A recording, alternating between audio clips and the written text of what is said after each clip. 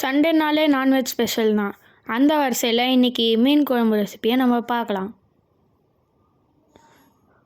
மீன் குழம்பு செய்கிறதுக்கு ஃபஸ்ட்டு நமக்கு தக்காளி பொடுசாக நறுக்குனது, அப்புறம் கொத்தமல்லி, கருவேப்பிலை, வெங்காயம், அப்புறமா சோம்பு, கடுகு, வெந்தயம், கடுகு, அப்புறமா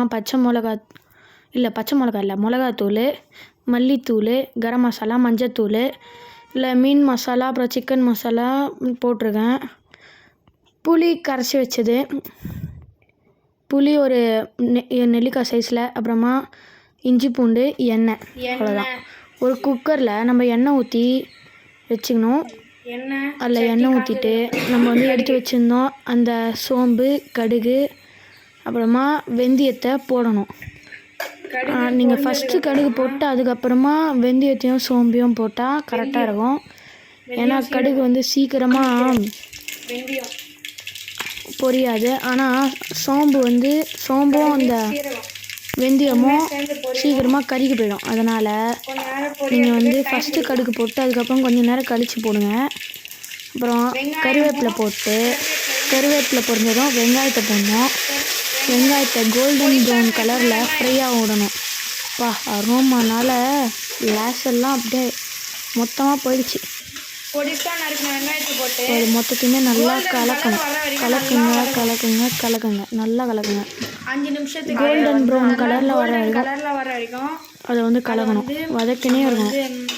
அடி பிடிச்சிடாமல் பார்த்துக்கணும். இந்த ஸ்டேஜில் அடி பிடிக்க வாய்ப்பு இருக்குது. உங்களுக்கு சீக்கிரமாக இது வதங்கணும்னா நீங்கள் உப்பு இந்த ஸ்டேஜில் லைட்டாக தூவிக்குங்க. அப்போ உப்பு லைட்டாக தூவினா சீக்கிரமாக வதங்கிடும்.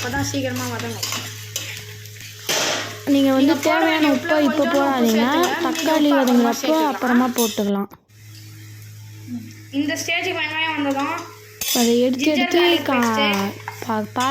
காமிக்கிறேன். நீங்கள் பாருங்கள். இப்போ இந்த ஸ்டேஜில் 2 டேபிள் ஸ்பூன் அளவுக்கு இஞ்சி பூண்டு போட்டு நல்லா வதங்குங்க. இஞ்சி பூண்டு பச்சை வாசனை போகிற அளவுக்கு வதங்கணும். இந்த ஸ்டேஜ்லேயும் அடி பிடிக்காமல் பார்த்துக்குங்க. பச்சை வாசனை போகிற அளவுக்கு வதக்கிட்டதுக்கப்புறமா தக்காளி போடணும். தக்காளி பொடுசாக நம்ம நறுக்கி முன்னாடி எடுத்து வச்சுருந்தோம் இல்லையா, அதை இப்போ சேர்த்துக்கலாம். இந்த ஸ்டேஜில் உங்களுக்கு குழம்புக்கு தேவையான மொத்த உப்பை நீங்கள் சேர்த்துக்கலாம். உங்களுக்கு சேர்த்ததுக்கப்புறமா நீங்கள் நல்லா கலர வேண்டியிருக்கும். கலரிட்டு அடி பிடிக்காமல் கரண்டி வச்சு நல்லா கலக்கணும். கலக்கிட்டு இப்போ இந்த ஸ்டேஜில் நீங்கள் குழம்புக்கு தேவையான மொத்த உப்பையும் இந்த ஸ்டேஜ்லேயே போட்டணும். தக்காளி வதங்கிறதுக்கும் போது அது கரெக்டாக இருக்கும். நான் இப்போ உங்களுக்கு வதக்கிறத காட்டுறேன். இது வதக்குற மாதிரி நீங்கள் வதக்கணும். உப்பு எல்லா இடத்துலையுமே சரி சமமாக இந்த மாதிரி கலங்குற மாதிரி நீங்கள் பார்த்துக்கணும். நல்லா இப்போ இந்த ஸ்டேஜில் மிளகாத்தூள், மஞ்சத்தூள், மல்லித்தூள், கரம் மசாலா, மீன் குழம்பு மசாலா, சிக்கன் மசாலா இது எல்லாத்தையுமே போட்டு நல்லா கலக்கிறோம். கலக்கினே இருக்கும்போது இங்கே பாருங்கள், இந்த மாதிரி வருது. இந்த மாதிரி வந்ததுக்கப்புறமா அந்த மிளகாத்தூளோட பச்சை வாசனை போன உடனே கரைச்சி வச்ச புளியை ஊற்றணும். அதில் நம்ம கரைச்சி முன்னாடி எடுத்து வச்சுருந்த இந்த புளியை இதில் நம்ம ஊற்றுறோம். ஊற்றிட்டு அந்த புளி எடுத்த அதுக்கு அதே அளவில் 2 வாட்டி தண்ணி ஊற்றணும். இன்னும் கொஞ்சம் தண்ணி அது தண்ணியாக இருக்கும். அதை திக்காக ஒரு வரைக்கும் நம்ம அடுப்பில் க்ளோஸ் பண்ணி கொதிக்க விட்டுடணும். உங்களுக்கு தேவையான நல்லா ஒரு 10 நிமிஷம் அது திக்கானா போதும். தண்ணி இல்லாமல் ஊற்றிக்கலாம். அரை மணி நேரத்துக்கு அதை கொதிக்க விடுங்க. இந்த மீன் குழம்பு செய்கிறது ரொம்ப லாங் ப்ராசஸ் தான். ஒரு 1 மணி நேரம் எடுக்கும். நல்லா இந்த அளவு கொதி வந்ததும் சிம்மில் வச்சு மீனை பொறுமையாக உள்ளே போடுறதுக்காக நீங்கள் ரெடியாக இருக்கணும். மீன் எடுத்து சைடில் வச்சுக்கிட்டு மீனை ஒன்றா உள்ளே விடணும்.